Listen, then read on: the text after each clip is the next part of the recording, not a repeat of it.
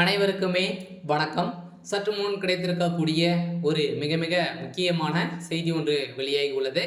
சற்று முன் ஆளுநர் ஆர்.என். ரவி அதிரடி கைது, ஸ்டாலின் வைத்த செக், வெடித்த மோதல், இது மாதிரி பார்த்தீங்கன்னா செய்திகள் வெளியாயிருக்கு.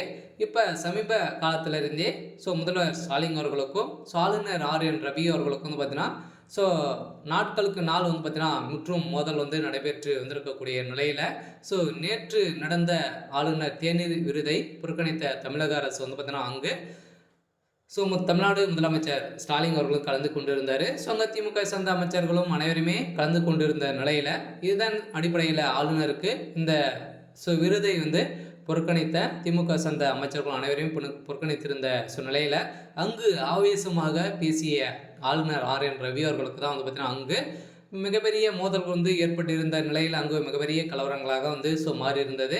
இதன் அடிப்படையில் தான் ஆளுநர் அவர் பார்த்தீங்கன்னா ரொம்ப அட்டுழியமாக நடந்துட்டு இருக்காரு அப்படின்ற மாதிரி தான் அவர் மீது வழக்கு பதிவு செய்து இப்போ அதிரடியாக ஆளுநர் ஆர்.என். ரவி அவர்கள் கைது செய்யப்பட்டிருக்காரு.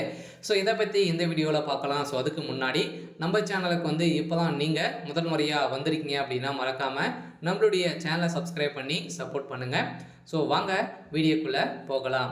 ஆளுநர் ஆர்.என். ரவி அவர்களுக்கும் திமுகவுக்கும் இடையே நிறைய வாதங்களும் நிறைய பிரச்சனைகள் ஏற்கனவே இருக்கு இல்லையா. தமிழ் தாய் வாழ்த்திலிருந்தே ஒரு மிகப்பெரிய பிரச்சனைகள் தான் ஆளுநர் அவர்களுக்கும் திமுகவுக்குமே ஒரு மிகப்பெரிய பிரச்சனை நாளுக்கு நாள் முற்றி வந்திருக்கக்கூடிய நிலையில் இப்போ அதிரடியாக உச்சத்தை அடைந்திருக்கக்கூடிய நிலையில் தான் ஆளுநர் ஆர்.என். ரவி அவர்களுக்கும் ஸ்டாலினுக்கு இடையே அடிதடி மோதலுக்கு ஏற்பட்டிருக்கக்கூடிய நிலையில் இப்போ அதிரடியாக ஸ்டாலின் வைத்த செக்கால ஆளுநர் அவர்கள் வசமாக சிக்கியிருக்காரு.